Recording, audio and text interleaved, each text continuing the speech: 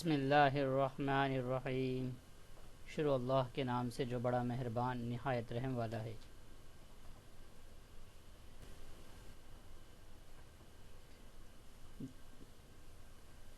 جماعت دہم، مضمون اردو، سبق کا نام اردو مراٹھی کے ثقافتی رشتے، اقتباس حل کرنے کی مشق، تیار کردہ عبدالخالق سر۔ اقتباس نمبر 1، مندرجہ ذیل اقتباس کا مطالعہ کریں اور نیچے دی گئی سرگرمی مکمل کیجیے۔ صفحہ نمبر 28 اور 29۔ پہلا، شروعات مہاراشٹر میں مسلمانوں کی بود باش یہاں سے لے کر عمدہ مثالیں پیش کرتا ہے، یہاں تک کہ یہ اقتباس ہے۔ شب کی خاکہ مکمل کیجیے۔ 8ویں صدی عیسوی کے دو بادشاہ، تو پہلا ولبھ رائے گوند سوم اموگ ورش، مسلمان ناظم، ان کا نام ہنرمند کہا جاتا تھا انہیں، اور کام شریعت کے مطابق فیصلے کرنا، یہ ان کے کام تھے۔ سرگرمی نمبر 2، شب کی خاکہ مکمل ہوا۔ ہندو مسلم اتحاد و اتفاق کی دوسری اہم خوبی کیا تھی؟ تو خوبی اقتباس کی لائن نمبر 6 پہ آپ دیکھیں گے تو یہاں پر آپ کو ملے گا کہ ہندو مسلمان کے اتحاد میں دوسری بڑی خوبی یہ تھی کہ صوفیہ اکرام اور سنت جو ہے آپس میں جب تعلیمات، دینی تعلیمات، اپنے مذہب کی تعلیمات دیتے تھے، اس کے ساتھ ساتھ آپس کے اتحاد اور اتفاق اور آپس کے بھائی چارے کے تاثرات بھی بتاتے تھے، جس کی وجہ سے آپس میں اتحاد اور اتفاق قائم ہوا۔ تیسری سرگرمی، آج ہمیں ہندو مسلم اتحاد کے لیے کیا اقدامات کرنا چاہیے، اپنے تاثرات بیان کیجیے۔ اس جواب کو آپ اپنی سوچ کے مطابق لکھیں گے کہ ہمیں کیا کرنا چاہیے تاکہ جو مسلمانوں اور ہندوؤں کے درمیان میں جو اتحاد ہے وہ اور مضبوط ہوتا چلا جائے۔ تو اس میں اخلاق پیش کرنا، ایک دوسرے کی مدد کرنا، ایک دوسرے کا ساتھ دینا، مذہب کی یعنی عزت کرنا، ہر مذہب کی، یہ ساری باتیں آپ لوگ اس میں لکھ سکتے۔ تو یہاں اقتباس نمبر 1 مکمل ہوا۔ اقتباس نمبر 2، مندرجہ ذیل اقتباس کا مطالعہ کریں اور نیچے دی گئی سرگرمی مکمل کیجیے۔ صفحہ نمبر 29۔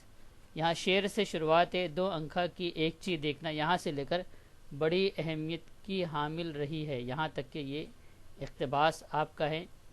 شجری خاکہ مکمل کیجیے۔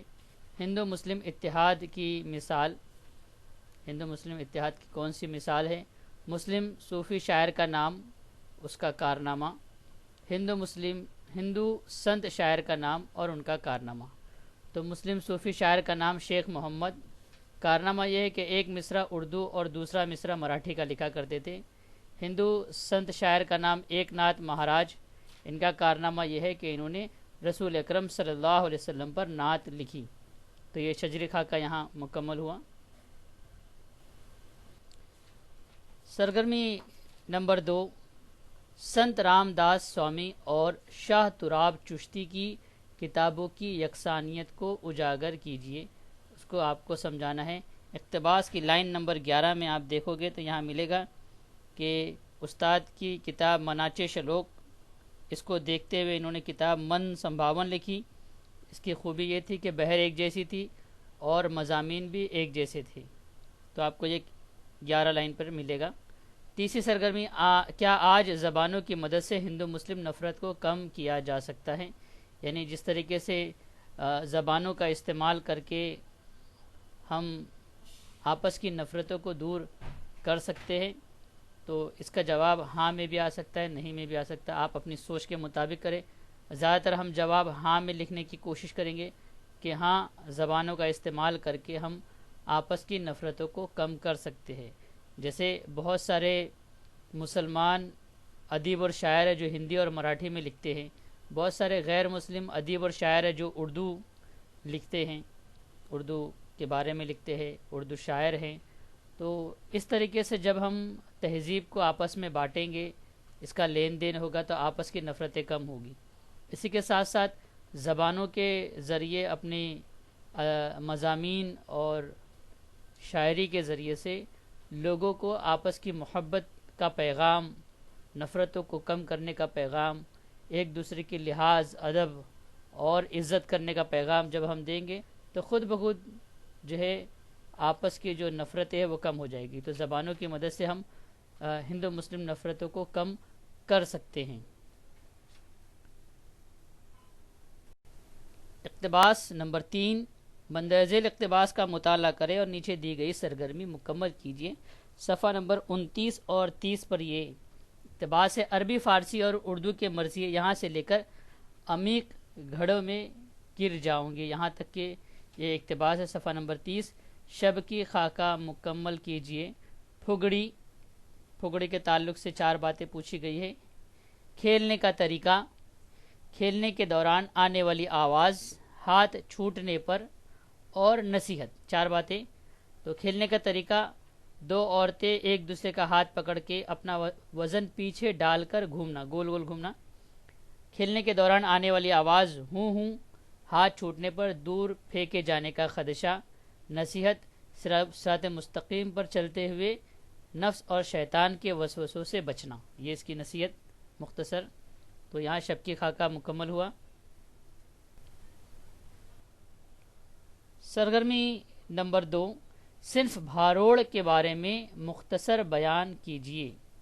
جواب، اقتباس کی دوسری لائن میں آپ کو اس کا جواب ملے گا کہ بھاروڑ ایک پہلے مرثیہ کو دیکھتے ہوئے مراٹھی ادب میں روایتی آیا جو قریب قریب مرثیے جیسا تھا، لیکن بھاروڑ خالص مرثیے کی طرز پر لکھا جانے لگا. رزمیہ حقیقت کو یہاں پر آشکار کیا، اس کو اجاگر کیا. تو یہاں پر دوسری لائن پر آپ کو اس کا جواب ملے گا.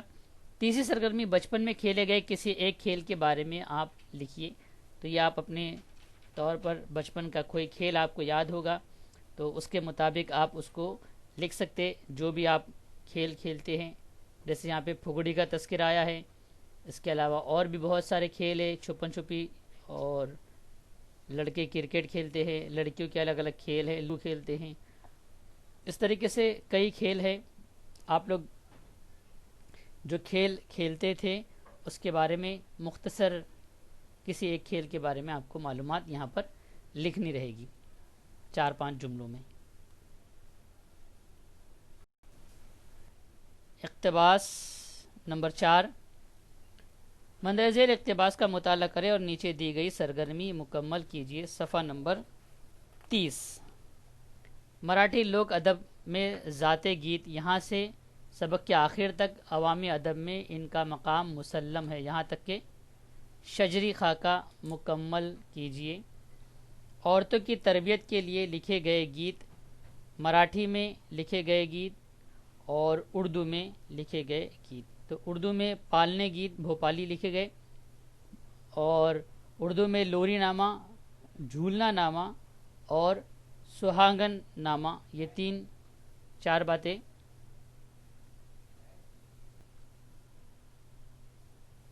سرگرمی نمبر 2. چکی نامہ کے ذریعے دی گئی نصیحت بیان کیجیے.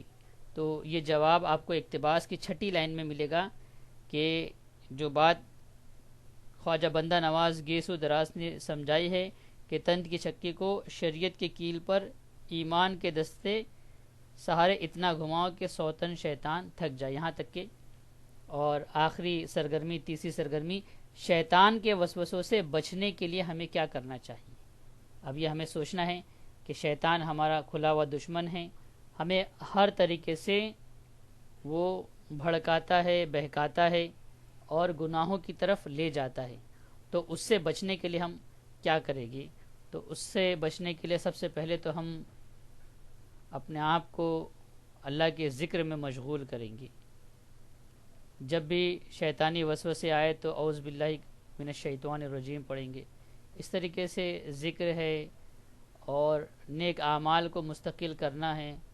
اس کے ذریعے سے ہم گناہوں سے بچ سکتے ہیں. شیطان کے وسوسوں سے بچنے کے لیے مختلف دعائیں بھی آتی ہیں، تو اس کا اہتمام کر کے ہم شیطان کے وسوسوں سے اپنے آپ کو بچا سکتے ہیں.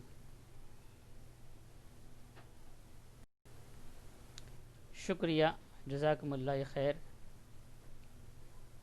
یہ تمام سرگرمی کو آپ اپنے مشقی بیاض میں لکھ لیجئے۔